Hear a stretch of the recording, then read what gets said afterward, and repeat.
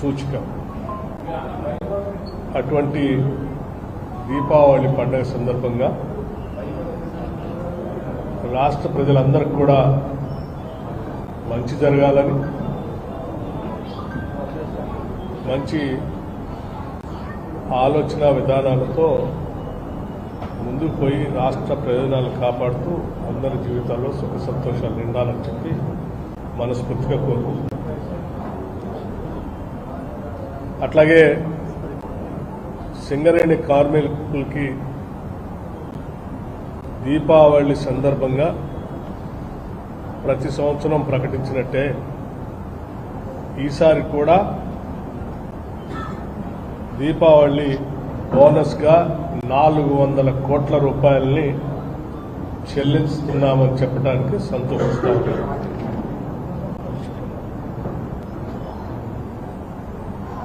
సింగరేణి మరి ఖమ్మం జిల్లాలోనే ఇక్కడి నుంచే మొదలైనటువంటి ప్రస్థానం పెద్ద ఎత్తున ఈరోజు తెలంగాణ రాష్ట్రానికి అతిపెద్ద ప్రభుత్వ రంగ సంస్థగా ఎదగటమే కాకుండా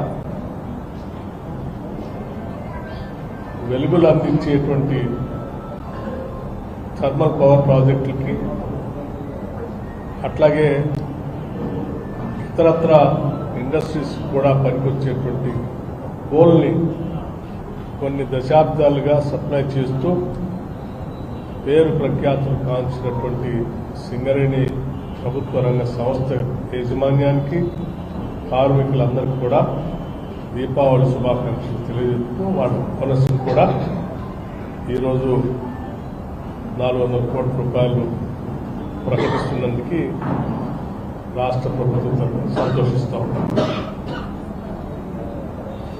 అట్లాగే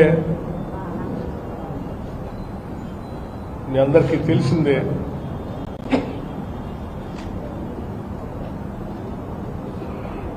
కాంగ్రెస్ పార్టీ ఇచ్చిన హామీ మేరకు